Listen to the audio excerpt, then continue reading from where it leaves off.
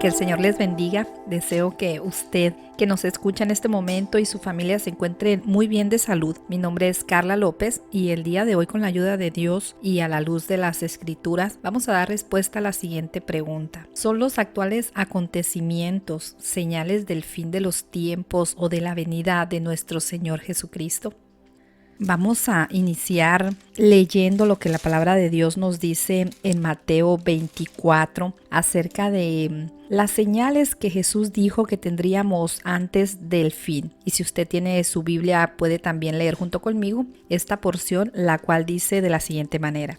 Y estando él sentado en el monte de los olivos, los discípulos se le acercaron aparte, diciendo: Dinos, ¿cuándo serán estas cosas y qué señal habrá de tu venida y del fin del siglo? Respondiendo Jesús le dijo: Mirad que nadie os engañe, porque vendrán muchos en mi nombre diciendo: Yo soy el Cristo, y a muchos engañarán. Y oiréis de guerras y rumores de guerras. Mirad que no os turbéis, porque es necesario que todo esto acontezca, pero aún no es el fin. Porque se levantará nación contra nación y reino contra reino, y habrá pestes, hambres y terremotos en diferentes lugares, y todo esto será principio de dolores. Entonces os entregarán a tribulación y os matarán, y seréis aborrecidos de todas las gentes por causa de mi nombre. Muchos tropezarán entonces y se entregarán unos a otros, y unos a otros se aborrecerán. Y muchos falsos profetas se levantarán y engañarán a muchos. Y por haberse multiplicado la maldad, el amor de muchos se enfriará, mas el que persevere hasta el fin, éste será salvo. Y será predicado este evangelio del reino en todo el mundo para testimonio a todas las naciones, y entonces vendrá el fin. Por tanto, cuando veáis en el lugar santo la abominación desoladora de que habló el profeta Daniel, el que lee entienda, entonces los que estén en Judea huyan a los montes. El que esté en la azotea no descienda para tomar algo de su casa, y el que esté en el campo no vuelva atrás para tomar su capa. Mas ay de las que estén en cinta y de las que críen en aquellos días. Orad pues que vuestra huida no sea en invierno ni en día de reposo, porque habrá entonces gran tribulación, cual no la ha habido desde el principio del mundo hasta ahora, ni la habrá. Y si aquellos días no fuesen acortados, nadie sería salvo, mas por causa de los escogidos, aquellos días serán acortados. Entonces, si alguno os dijere: mirad, aquí está el Cristo, o mirad, está allá, no lo creáis. Porque se levantarán falsos cristos y falsos profetas, y harán grandes señales y prodigios, de tal manera que engañarán, si fuere posible, aún a los escogidos. Ya os he dicho antes, así que si os dijeren: mirad, está en el desierto, no salgáis, o mirad, está en los aposentos, no lo creáis. Porque como el relámpago que sale del oriente y se muestra hasta el occidente, así será también la venida del Hijo del Hombre. Porque donde quiera que estuviera el cuerpo muerto, allí se juntarán las águilas. Jesús habla a sus discípulos en este pasaje acerca de las señales que deberíamos de esperar antes del fin, pues sabemos que el día y la hora nadie las sabe, sino solo el Padre. Pero sí podemos saber si estamos cerca o no de este acontecimiento. Podemos ver en los versículos que hemos leído las condiciones generales del mundo antes del regreso de Jesús o su segunda venida. Jesús advierte a sus discípulos que muchos serán engañados mientras anticipan su regreso. Esto significa que durante la historia de la iglesia se han hecho predicciones impulsivas de cuándo sería este día. Han hecho sus predicciones algunas personas y publicaciones de declaraciones proféticas asegurando que Jesús regresará tal o cual año, pero todas hasta el día de hoy han fallado, de manera que los que confiaron en ellas experimentaron decepción, desilusión y alejamiento al no ver el cumplimiento de esas predicciones. Entonces, en este tiempo nosotros como creyentes debemos evitar ser engañados. Como la misma palabra dice, nadie sabe cuándo esto sucederá, así que debemos ser cautelosos y no caer en el engaño cuando alguien asegure que sabe el día en que Jesús regresará. Sobre las catástrofes que Jesús mencionó, tal vez como pestes, hambres, terremotos, no son señales específicas del fin, sino que estas han ocurrido desde que Jesús se fue y seguirán ocurriendo hasta que Él regrese.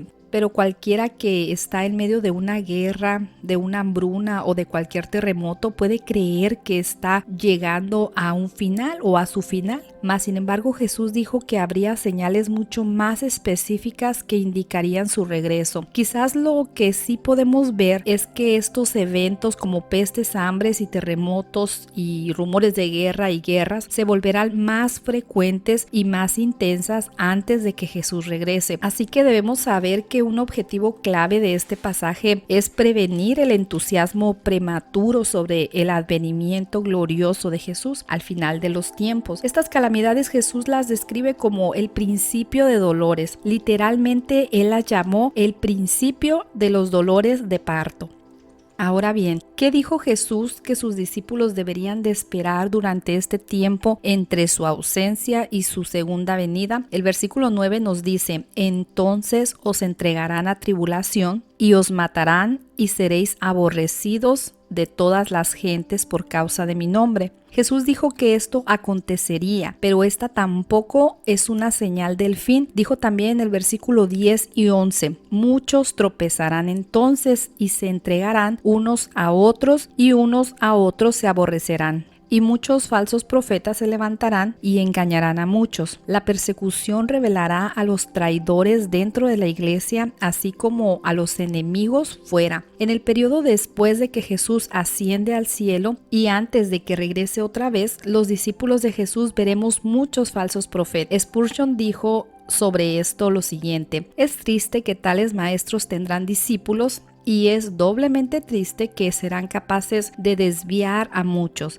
Sin embargo, cuando suceda, recordaremos que el Rey dijo que así sería. Debemos entonces estar alerta sobre todo aquello que escuchamos. Hoy la información abunda, pero debemos discernir la intención de cada predicador que escuchamos, de manera que no seamos engañados. Jesús también dijo que el amor de muchos se enfriaría, de manera que como si fuera aún poco, debemos esperar ver a la sociedad empeorar más y más. La maldad enfriará el corazón de muchos y esto es para ponernos a temblar, porque la iniquidad sobreabundará. Y esto es peor que la peste, es peor que la persecución, es peor que un terremoto o el hambre, porque las persecuciones internas no pueden herir a la iglesia de Dios, pero cuando la maldad resuma dentro de la iglesia y el amor del pueblo de Dios se enfría, entonces habrá grandes aflicciones, lo dijo también Spurgeon. Otra cosa que Jesús también prometió es que antes del fin el evangelio sería predicado en todo el mundo. El versículo 14 declara lo siguiente: y será predicado este evangelio del reino en todo el mundo para testimonio a las naciones, y entonces vendrá el fin. La persecución, los falsos profetas y la degradación general de la sociedad no van a evitar el esparcimiento del evangelio. La iglesia debe tomar en serio su deber, pero aun si esto no sucediera, Dios aseguró que acontecería, pues Apocalipsis 14, 6 y 7 dice lo siguiente: vi volar por en medio del cielo a otro ángel que tenía el evangelio eterno para predicarlo a los moradores de la tierra, a toda nación, tribu, lengua y pueblo, diciendo a gran voz: temed a Dios y dadle gloria, porque la honra de su juicio ha llegado, y adorad a aquel que hizo el cielo y la tierra, el mar y las fuentes de las aguas. Entonces, ¿cuál es la señal que Jesús describe que será la que indique su venida y el fin de la era? En el versículo 15 Jesús declara lo siguiente: por tanto, cuando veáis en el lugar santo la abominación desoladora de que habló el profeta Daniel, el que lee entienda. La abominación desoladora habla de la máxima profanación del templo judío, el establecimiento de una imagen idólatra en el mismo lugar santo que resultará inevitablemente en el juicio de Dios. En el vocabulario del judaísmo de aquel tiempo, una abominación era una forma especialmente ofensiva de idolatría.